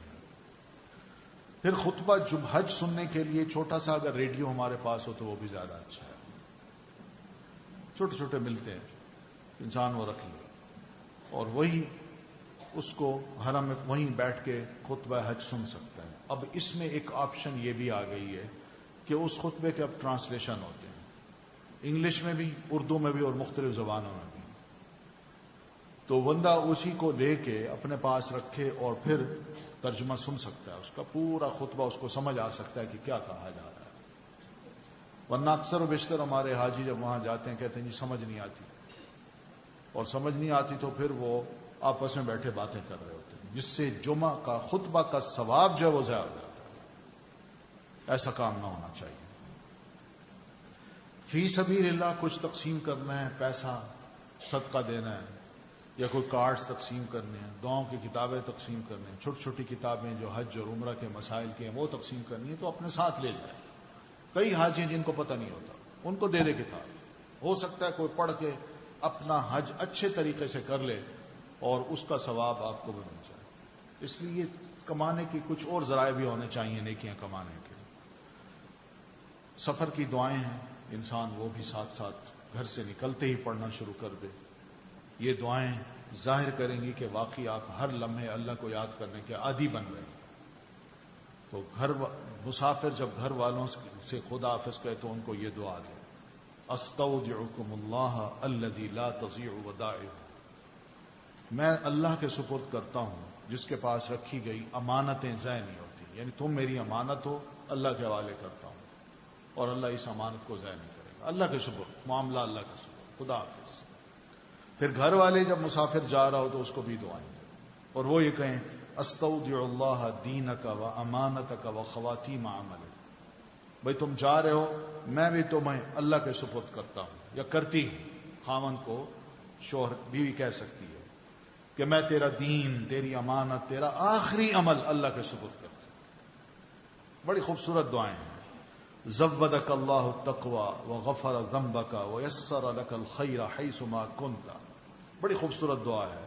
اللہ تعالیٰ تجھے تقوی کا زاد راہ دے، یعنی پورے سفر میں تقوی کو تم تھامے رکھو اور تیرے گناہ اللہ معاف کر دے اور تیرے لیے خیر کا حصول آسان کر دے، جہاں کہیں بھی تم خیر ہی تمہارے پاس آئے، شر نہ آئے۔ تو گھر سے نکلتے وقت کی بھی دعا ہے جو حاجی کر سکتا ہے، بسم اللہ توکلت علی اللہ لا حول ولا قوت الا باللہ. اسی طرح اللہم انی اعوذ بک ان اضل او اضل او ازل او ازل او اظلم او اظلم او اجہل او یجہل علی. بہت اچھی دعائیں ہیں یہ. پھر پاؤں سواری پر رکھتے ہوئے بسم اللہ پڑھے. یہ سب مسنون طریقے ہیں جو کہ نبی علیہ الصلوۃ والتسلیم نے کیے تھے. سواری پر بیٹھے جہاز پہ یا گاڑی پہ تو الحمدللہ سبحان الذی سخر لنا ھذا وما كنا له مقرنین وانا الی ربنا لمنقلبون. الحمدللہ 3 دفعہ کہے، سبحان اللہ، اللہ اکبر بھی 3 دفعہ کہے، پھر سبحانک انی قد ظلمت نفسی فاغفر لی فانہ لا یغفر الذنوب الا انت. اللہ تیری ذات پاک ہے، بے شک میں نے تیری نافرمانی کر کے اپنے آپ پر بڑا ظلم کیا ہے، بس تو مجھے معاف کر دے کیونکہ تیرے علاوہ گناہوں کو کوئی اور نہیں بخش سکتا. یہ گھر سے نکلتے ہوئے گناہوں کی یاد انسان شروع کر دیتا ہے.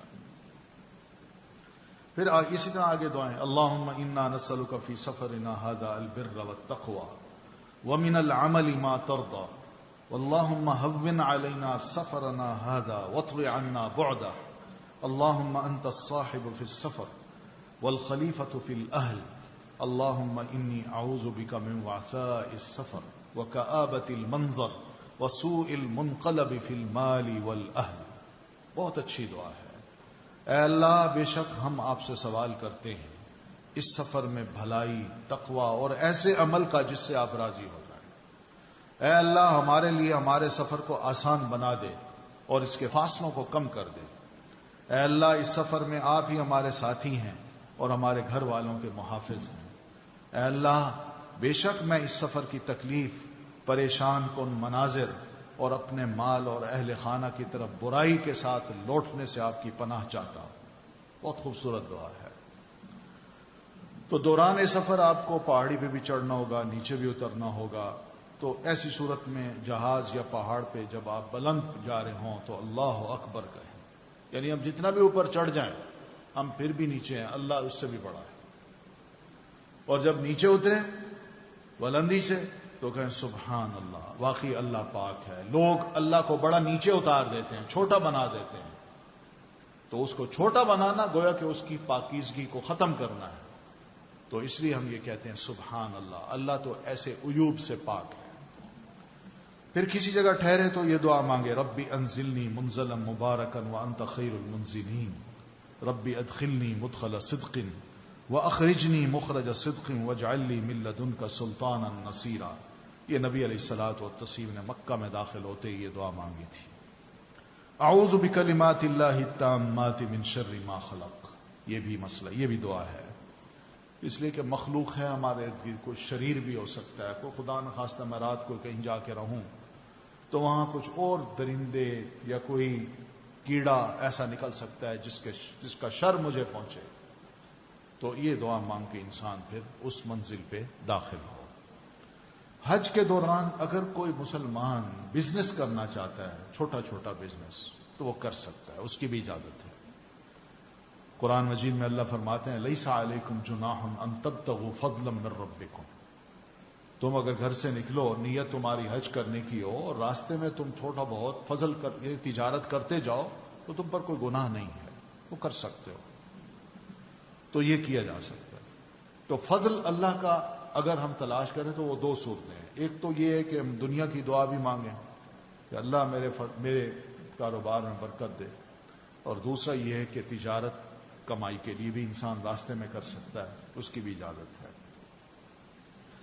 پھر یہ بھی فرمایا ہے کہ راستے میں استغفار بھی کرتا جائے. کیوں؟ اس لیے کہ استغفار جو ہے انسان کو اپنے بارے میں سوچنے کا موقع دیتا ہے کہ میں بڑا گناہگار ہوں، میں نے بڑی غلطیاں کی ہیں. تو اللہ جانتا ہے میرے گناہوں کو، تو اللہ میرے گناہوں کو معاف کر دے. انسان یہ دعائیں کرتا ہے. پھر اس کے بعد یہ ہے کہ یہ بھی بندہ سوچتا ہے کہ استغفار کا حکم میرے لیے ہے، کسی اور کے لیے نہیں ہے. میں ہی گناہ مانگوں، میں کوئی بخشا ہوا تھوڑی ہوں، معصوم تھوڑی ہوں. تو اس لیے راستے میں استغفار بھی کرتا ہے. اب حاجی جو ہے نا احرام باندھ چکا، تو احرام کی نیت مثال کے طور پر اس کی یہ ہے کہ میں نے حج تمتع کرنا ہے، تو اب اس میں عمرے کی نیت بھی اس نے کرنی ہے اور حج کی بھی کرنی ہے۔ تو عمرے کا جو عمل ہے یہ مسنون عبادت ہے، آخرت میں اس کا بڑا اجر و ثواب اللہ تعالی نے بتایا کہ میں دوں گا۔ عمرہ کرنے سے انسان کا نفس گناہوں کے اثرات سے پاک ہو جاتا ہے، بشرطے کہ باقی عمرہ ہو، حق اس کا ادا کیا ہو۔ تو نفس پہ جو گناہوں کا اثر ہوتا ہے نا، اس سے بھی بندہ پاک ہو جاتا ہے۔ گناہ کیا؟ گناہوں کے اثرات سے پاک ہو جاتا ہے۔ اس لیے نبی علیہ الصلوۃ والتسلیم فرماتے ہیں العمرۃ الی العمرۃ کفارۃ لما بینہما، ایک عمرے کے بعد دوسرا عمرہ جو ہے، ان دونوں کے درمیان ہونے والی کوئی کمی، کوتاہی، غلطی یا گناہ کوئی چھوٹا ہو گیا ہو تو یہ اس کا کفارہ ہے، یہ فائدہ ہے اس کا۔ تو رمضان میں اگر عمرہ انسان ادا کرے تو آپ فرماتے ہیں اس کا حج کے برابر ثواب ملتا ہے۔ تو بہرحال اب عمرہ کے لیے ہم احرام باندھنا چاہتے ہیں تو پہلا حکم یہ یاد رکھیں، اللہ تعالیٰ فرماتے ہیں وَأَتِمُّ الْحَجَّ وَالْعُمْرَةَ لِلَّهِ، حج کرنا ہو یا عمرہ کرنا ہو، ان کو پورا کرنا ہے، اور جب پورا کرنا ہے تو صرف اللہ کے لیے کرنا ہے، کسی اور کے لیے نہیں کرنا۔ تو اخلاص ہو، بڑا خلوص ہو۔ تو یہ اخلاص جو ہے اس کے بارے میں یہ بات بھی تاکید کی گئی ہے کہ وَمَا تَفْعَلُوا مِنْ خَيْرٍ فَإِنَّ اللَّهَ يَعْلَمُ، حج کے ریچولز ادا کرتے دوران، گھر سے نکل کے گھر تک پلٹنے کے دوران تم جو بھی نیکی کرو گے، جو بھی بھلائی کرو گے، اللہ اس کو جان دے گا، اللہ کو پتہ چل جائے گا کہ یہ نیکی ہے کہ نہیں ہے۔ اس لیے نیکیوں کے بڑے چانسز ہیں وہاں کہ انسان خوب ذکر کرے، اللہ کی راہ میں صدقہ دے، اور اسی طرح راستے میں کوئی تکلیف دہ چیز ہے اس کو ہٹائے، جو علم میرے پاس ہے میں کسی اور کو دیتا جاؤں، اس کو سمجھاتا جاؤں، یہ بھی بہت بڑی خیر ہے۔ پھر اسی طرح کوئی غریب ہے وہاں، اس کی مدد انسان کرنا چاہتا ہے تو وہ کر دے، اور انفاق کرنا چاہتا ہے فی سبیل اللہ تو وہ بھی کر دے۔ یہ سب خیر کے پہلو ہیں جس میں غض بصر بھی ہے۔ احرام جو انسان باندھتا ہے تو اس میں مردوں کا لباس جو ہے وہ 2 سفید چادریں ہیں۔ آج کل چادریں بھی ملتی ہیں، تولیے بھی ملتے ہیں بڑے بڑے، تو تولیے زیادہ مناسب رہتے ہیں مرد حضرات کے لیے، اس لیے کہ جب پسینہ نکلتا ہے تو وہ تولیہ ذرا اس پسینے کو جذب کر لیتا ہے۔ پھر یہ بھی ہے کہ گرمی کی شدت جو ہے نا، وہ کپڑے کی جو سفیدی ہے اور پھر اس کی تھکنیس ہے، یعنی موٹا پن ہے کپڑے کا، وہ گرمی کی شدت کے جو اثرات ہیں وہ جسم پہ ذرا کم ڈالتے ہیں۔ اس لیے احرام جو ہے اگر تولیے کا ذرا تھک سا ہو تو بہت اچھا ہے۔ تو ایک چادر کو اس نے بطور تہبند باندھنا ہے اور دوسرا اوپر اپنی چادر باندھنی، یہ اس کا احرام ہے۔ یہ صرف اس لیے اللہ نے یہ حالت مسلمان کی بنائی ہے کہ جتنے بھی حاجی ہیں، چاہے بڑا ہے یا چھوٹا ہے، کوئی بادشاہ ہے یا کوئی غریب آدمی ہے، دونوں کا جو لباس ایک جیسا میدان عرفات میں نظر آتا ہے تو ایک قیامت کا منظر بھی نظر آتا ہے کہ سب برابر ہوگا۔ سب نے وہی کفن پہنا ہوا ہے جب مرتے دوران ان کو پہنایا گیا تھا، سب برابر ہو جاتے ہیں، کوئی بھی اس موقع پہ اپنے آپ کو نمایاں نہیں کر سکتا کہ میں وزیر اعظم ہوں یا میں پریزیڈنٹ یا میں ایک بڑا غریب سا انسان ہوں۔ سب کا لباس جب ایک جیسا ہو جاتا ہے تو یہ ایک انتہائی عاجزی کا مقام انسان اختیار کر لیتا ہے، اور ایک برابری کا جو تصور ہے وہ دنیا کو دیا جاتا ہے، اور قیامت کا بھی ایک نقشہ سامنے آ جاتا ہے کہ قیامت کے روز کوئی بڑا نہیں ہوگا، کوئی چھوٹا نہیں ہوگا، سب اپنے عمل کی بنیاد پہ آج بھگتے جائیں گے۔ پھر دوسری بات یہ ہے کہ انسان نے مرنا بھی ہے، مرتے وقت بھی اس کو یہی 2 کپڑے نصیب ہوں گے، اگر ہوئے تو یہی 2 کپڑے ہی ہیں اس کے لیے، کچھ اور نہیں۔ تو اس لیے یہ سب یادیں ہیں جو بار بار انسان کو یاد دہانی کرائی جاتی ہے۔ پھر احرام کی حالت میں عورت کے لیے کوئی الگ لباس سنت سے ثابت نہیں ہے، لہذا خواتین کا جو کپڑے پہنے ہوئے ہیں بس وہی احرام ہوگا، بس اس میں شرعی پردے کی ذرا پابندی کرنی ہے، اور اپنا جو روزمرہ کا لباس ہے اسی کو احرام بنا کے نیت کر لے خاتون کہ اللہ میں نے اب یہ احرام باندھ لیا ہے، میں نیت یہ کر رہی ہوں میں نے عمرہ کرنا ہے یا حج تمتع کرنا ہے۔ خواتین کے لیے ایک ضروری ہے کہ بعض خواتین یہ چاہتی ہیں کہ میرا چہرہ جو ہے وہ بھی کورڈ ہو۔ حدیث میں یہ آتا ہے کہ امہات المومنین اپنے انسیلے کپڑے کو اپنے سر کے بالوں کے بعد اپنے ماتھے کے اوپر یعنی لٹکایا ہوتا تھا، اور اگر کوئی مرد قریب سے گزرتا تو وہ اپنے کپڑے کو آگے کر لیتی تھی یا چہرہ دوسرے کر لیتی تھی۔ تو وہ کپڑا کیا تھا؟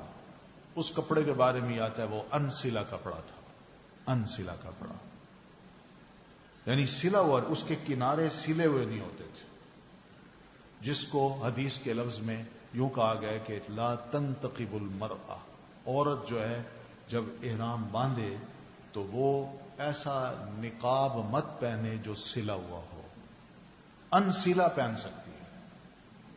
تو اس کا پھر طریقہ یہی ہے کہ کوئی کپڑا ہو، چادر ہو یا دوپٹہ ہو لیکن انسلا ہو، وہ کپڑا لے کے عورت اپنے سر پہ رکھ کے اپنے چہرے کو یوں لپیٹ سکے، یعنی پورا چہرہ لپیٹ لے، ناک، منہ، گال وغیرہ، ماتھا، صرف آنکھیں اگر نظر آئیں تو ٹھیک ہے، آنکھوں سے دیکھے، باقی اس کا گلا یہ سب گردن وغیرہ سب کورڈ ہو، اس کی اجازت ہے۔ اور یہ اسی حدیث سے ڈیڈیوس کیا ہے کہ عورت سلا ہوا کپڑا نہ پہنے، دوسرا کپڑا پہن کے وہ اپنے چہرے کو لپیٹ کے اپنے آپ کو احرام کی حالت میں رکھ سکتی ہے۔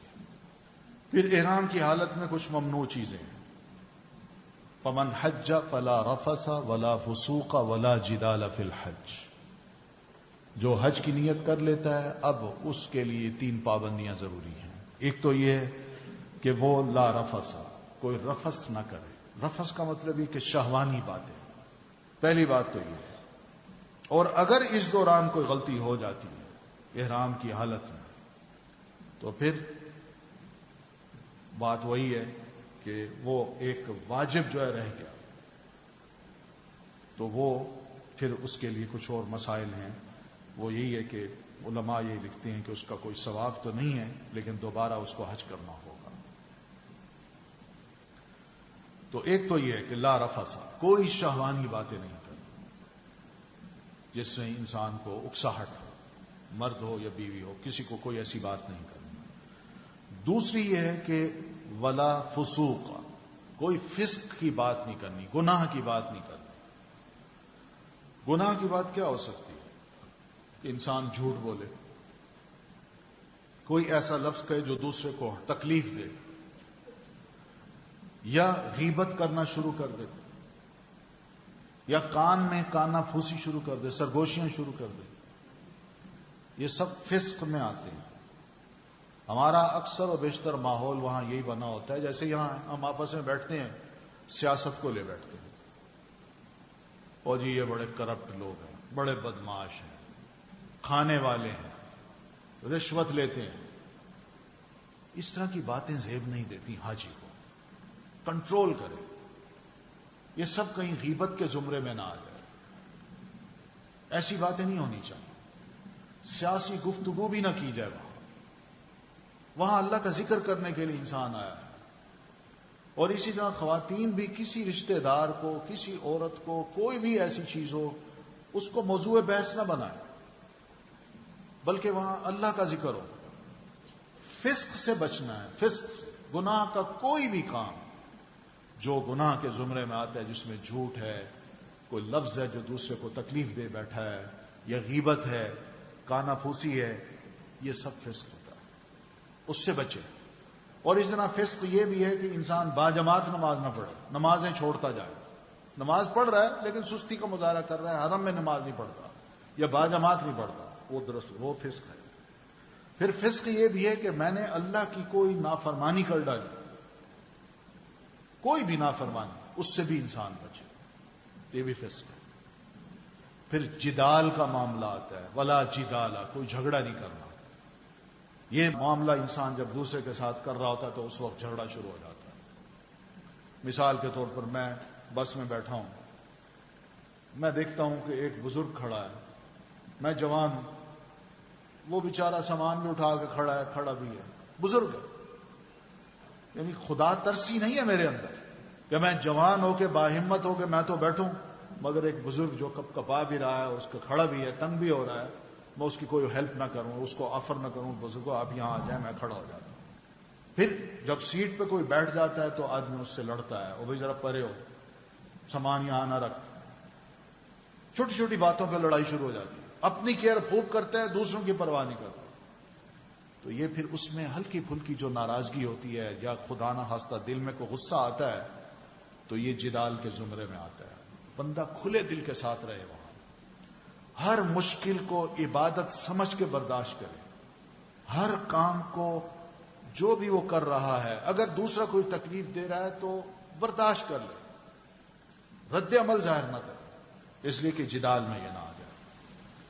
تو اسی طرح بہت سی اور چیزیں بھی ہو سکتی ہیں جس میں انسان خود اپنا اندازہ لگا سکتا ہے کہ میں غصے میں آ گیا ہوں یا کوئی گناہ کا کام کر رہا ہوں. چھوٹا چھوٹا گناہ جو ہے نا اس سے بچنے کی وہ کوشش کرے. باقی احرام کی حالت میں کچھ ممنوع چیزیں ہیں، ان سے بھی بچے.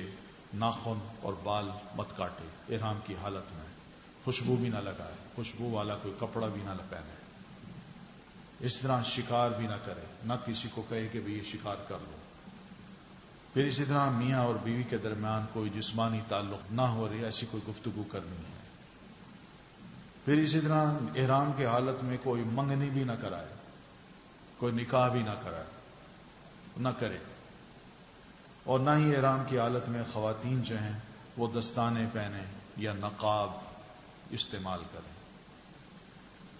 جو بال یا ناخن خود بخود گر جائیں اس کا کوئی فدیہ نہیں ہے، لیکن جو خود توڑے ہیں اور کاٹے ہیں احرام کی حالت میں تو اس کا پھر فدیہ ہے. تو اسی طرح یہ چیزیں ہیں. احرام کی حالت میں کچھ جائز کام بھی ہیں کہ احرام سے قبل غسل کر کے جسم پر خوشبو لگائے. یہ مرد لگا سکتے ہیں، عورت کی خوشبو ایسی نہ ہو کہ جو دوسرے سونگھیں. غسل کرنا، سر دھونا، کپڑے تبدیل کرنا، سر اور بدن کھجانا احرام کی حالت میں یہ جائز ہے. یعنی انسان کو گرمی لگی ہے، احرام باندھا ہوا ہے، وہ نہا لے، وہی احرام دوبارہ پہن لے. احرام کو تبدیل کرنا چاہتا ہے تو وہ بھی کر لے، خراب ہو گیا ہے اور پہن لے. بغیر خوشبو والا صابن بھی استعمال کر سکتا ہے، تیل بھی استعمال کر سکتا ہے، چھتری یا خیمہ کا استعمال بھی ہو سکتا ہے. یہ نہیں سر پہ کپڑا نہیں رکھنا، لیکن سر کے اوپر کوئی اگر سایہ کر لے تو کوئی حرج نہیں. پھر اسی طرح نہ بجنے والا زیور جو ہے نا، جس کی کوئی آواز نہ ہو، کھنکھناہٹ نہ ہو، وہ عورت پہن سکتی ہے. جیسے مثلا ایک رنگ ہے، انگوٹھی ہے، وہ پہن سکتی ہے. یا اسی طرح ایک آدھ کڑا جو ہے وہ پہن سکتی ہے جس کی آواز نہ نکلے. پھر سرما بھی استعمال ہو سکتا ہے، حاجی احرام کی حالت میں سرمے کا استعمال بھی ہو سکتا ہے. کوئی زخم ہو گیا تو اس پہ مرہم پٹی بھی کی جا سکتی ہے یا کروائی جا سکتی ہے. پھر اسی طرح علم و ادب سکھانے کے لیے بچے ساتھ ہیں یا ملازم ساتھ ہے تو ان کو ذرا تھوڑا سا بندہ ڈانٹ بھی سکتا ہے. تو یہ ڈانٹنا صرف ادب سکھانے کے لیے، علم سکھانے کے لیے ہو، کوئی اور وجہ نہ ہو. بیٹا حرم ہے، دھیان کرو، مت دوڑو، وہ کہہ سکتا ہے. مت یہاں بیٹھ کے ایسی باتیں کرو، یہ کہہ سکتا ہے. یہ کوئی فسق نہیں آتا اور نہ ہی جھگڑے میں آتا ہے. موذی جانور اگر کوئی نظر آئے، کوئی سانپ ہو، بچھو ہو، چوہا ہو، مکھی ہو یا جوں وغیرہ جو انسان کو تکلیف دیتی ہیں اور بیماری کا باعث بن سکتی ہیں، تو ان کو بوقت ضرورت انسان مار بھی سکتا ہے احرام کی حالت میں. بس یہ ہے.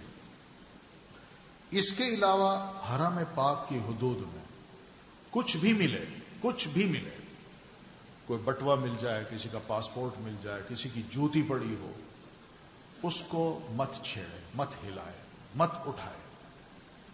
یہ حرام ہے. اکثر و بیشتر یوں ہوتا ہے، ہم جاتے ہیں حرم میں داخل ہوتے ہیں تو ہم کہتے ہیں وہیں سے جوتی پہن لیں گے، اور حرم میں گئے، نماز پڑھی، واپس آئے، کسی کی جوتی پہن کے چلے. یہ غلط ہے. اپنی جوتی ہو، ان جوتیوں کو نہیں اٹھانا. یہ ٹھیک ہے وہ صفائی کرتے ہیں، وہ پھینک دیتے ہیں، بے شک پڑی رہے، لیکن ہم نے نہیں اٹھانا. جو ضرورت مند ہے وہ آئے گا، اپنی جوتی تلاش کر لے گا اور لے جائے گا.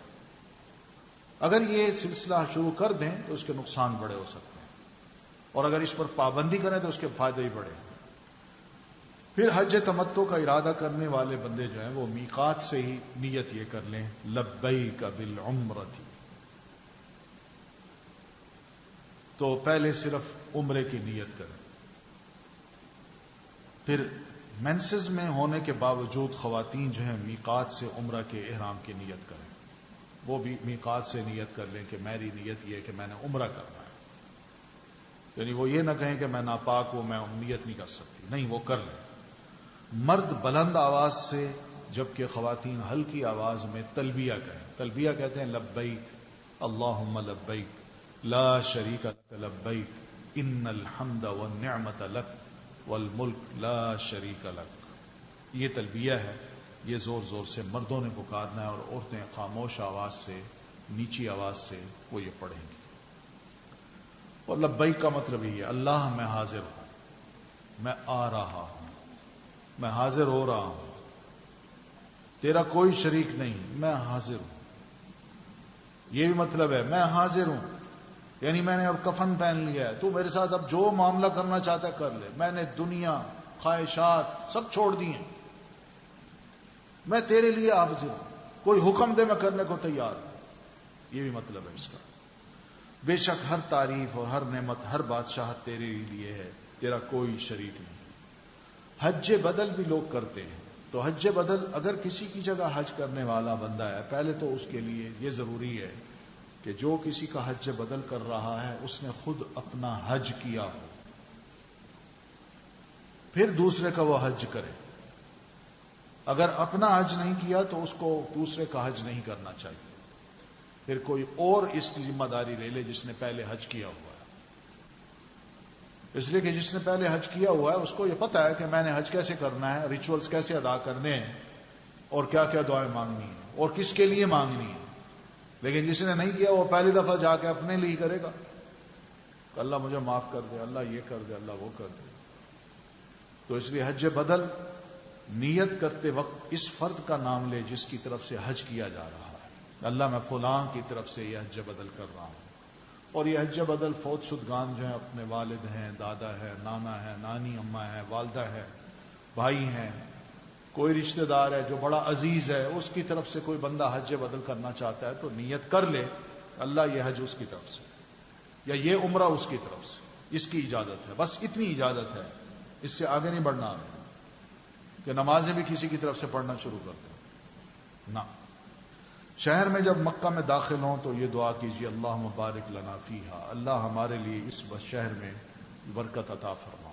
اللہم ارزقنا جناحا وحببنا الی اہلہا وحبب صالح